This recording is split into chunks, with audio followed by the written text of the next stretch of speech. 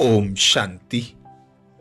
हम मनन कर रहे हैं अव्यक्त वतन से आए विशेष भोग संदेशों का, जिसमें बाबा ने हम भाई बहनों को अंतिम समय प्रमाण विशेष युक्तियां बताई, विशेष इशारे दिए, जिनके आधार पर हम विकट परिस्थितियों पर, विघ्नों पर सहज और स्वतः विजय प्राप्त कर सके, अचल अडोल रहकर तीव्र पुरुषार्थ कर सके।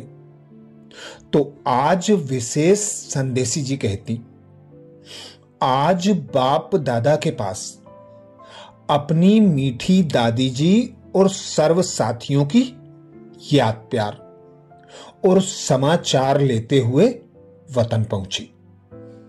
तो सदा के मुआफिक बाप दादा सामने मुस्कुराते स्नेह शक्ति स्वरूप दृष्टि देते हुए मिलन मना रहे थे। मैं भी दृष्टि लेते हुए साथ में पहुंच गई। बाप दादा ने समाचार पूछा। मैं बोली, बाबा हमारी दादी का समाचार तो आप जानते ही हो। सारा परिवार प्यार की आंखें बिछाए मिलन मनाने चाहते हैं। सर्व की दादी की सेवा में निमित्त बच्चों ने, विशेष मुन्नी बहन, मोहिनी बहन, सरला बहन ने आपको बहुत याद दी है। साथ में सबने भी याद दी है। दादी की याद तो आपको दिल ही दिल में पहुंच गई है। बाप दादा बोले, बच्ची दादी की तो सहन शक्ति, समाने की शक्ति और सब पर बलिहार जाते हैं, क्योंकि बच्ची सर्व ब्राह्मण परिवार के दिल की प्यारी और बाप दादा के दिल की दुलारी है। बाप दादा तो सदा बच्ची की हिम्मत और उमंग उल्लास को देख बहुत खुश हैं, क्योंकि सारे परिवार की डबल हीरो है। बाप दादा ने भी अव्यक्त होने समय ड्रामा अनुसार बच्ची को ही हाथ में हाथ मिलाते सर्व पावर्स की विल बच्ची को दी, और इतना वर्ष बच्ची ने शक्ति और दिल के स्नेह से शक्ति स्वरूपा का पार्ट बहुत अच्छा बजाया और सेवा में 4 गुना वृद्धि की। अपनी निमित्त और निर्मल स्नेही वाणी से कर रही है और करती रहेगी। बाप दादा भी ऐसी दादियों और निमित्त बच्चों पर सदा सपूत, फरमान बरदार, वफादार, एक बल, एक भरोसा, एक निश्चय बुद्धि हैं। उन पर बलिहार जाते हैं कि वाह मेरे सफलता के सितारे वाह। ऐसे कहते बाबा के नयनों में दादी समाई हुई थी और बाबा के नयनों में 2 मोती चमक रहे थे, जो समाये हुए चमक रहे थे। बाप दादा ने दादी को इमर्ज कर अपने रूहानी हस्तों से शक्ति स्वरूप रूहानी मसाज किया, और दादी जी भी बाबा में ऐसे समा गई जैसे नदी सागर में समा गई हो।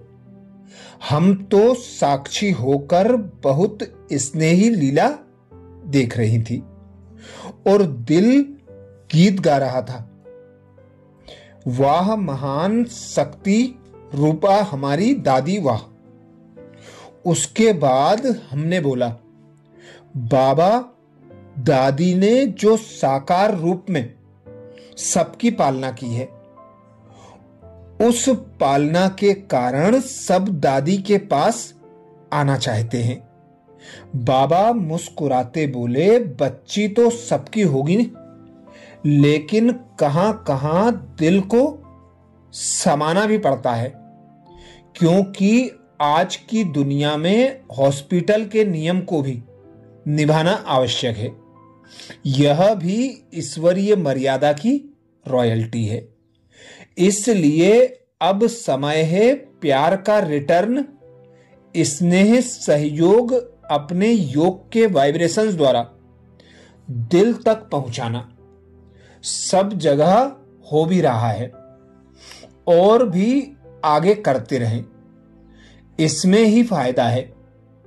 उसके बाद बाबा ने कहा, जो भी ऐसे अमूल्य रत्न के रथ की सेवा अर्थ निमित्त बच्चे हैं, उन पर एक बच्चे को विशेष नाम सहित दिल की दुआएं और याद प्यार देना। दादी आपकी सबके सदा साथ है और साथ रहेगी। बाकी डॉक्टर्स भी पूरी जांच कर आगे के लिए सेवा के लिए तैयार करना चाहते हैं। दिल से सेवा कर रहे हैं। अब तो सर्व बच्चों को समय की, भक्तों की और सर्व दुखी आत्माओं की पुकार सुनते उन्हें सहयोग की सकाश देने निमित्त अपने मनोबल द्वारा ईश्वरीय सेवा में तत्पर रहना आवश्यक है। बस स्वयं प्रति और विश्व प्रति परिवर्तन परिवर्तन परिवर्तन की धूम मचानी है। सब बच्चों को बाप दादा की बहुत बहुत याद प्यार स्वीकार हो। साथ में दादी जानकी और मोहिनी बहन न्यूयॉर्क को भी बहुत बहुत याद दी और कहा कि बहुत अच्छा समय पर पहुंच गई, सहयोग का रूप दिखाया। अच्छा, ये विशेष भोग संदेश 3 जुलाई 2006 को लगा था, जिसमें बाबा ने विशेष अटेंशन खिंचवाया। मनोबल द्वारा सेवा करते परिवर्तन की धूम मचाओ। अच्छा, ऐसे ही और विशेष भोग संदेशों के लिए बाबा के चैनल को सब्सक्राइब करें। वीडियो को ज्यादा से ज्यादा वीके भाई बहनों को शेयर करने की सेवा जरूर करें। ओम शांति।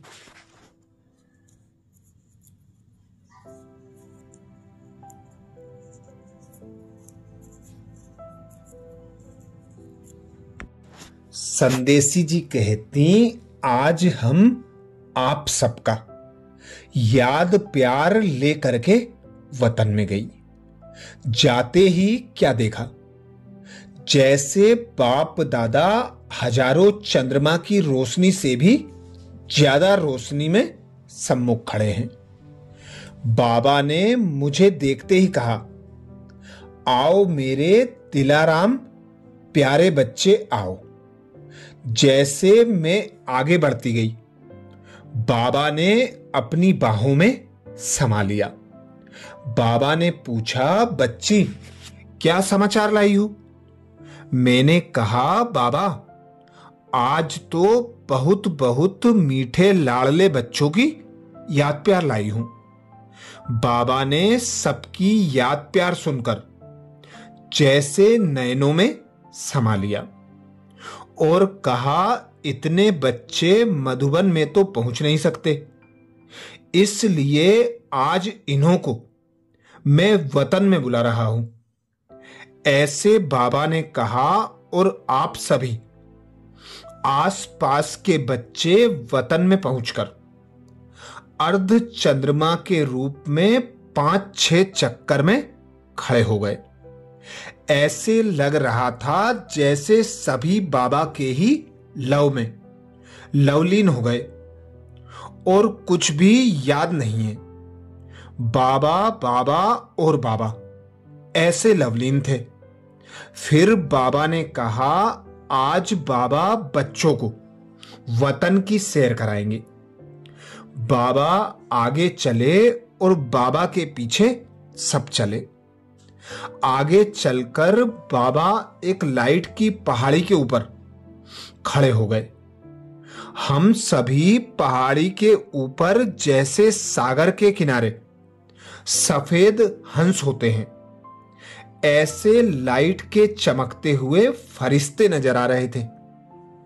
हम सब लाइट की पहाड़ी पर खड़े थे और बाबा सामने खड़ा था। बाबा ने कहा, नीचे देखो तो। नीचे बहुत लोग थे, अज्ञानी, साइंस वाले, सब प्रकार के बहुत लोग थे और सभी पुकार रहे थे, मर्सीफुल, मर्सीफुल, मर्सीफुल।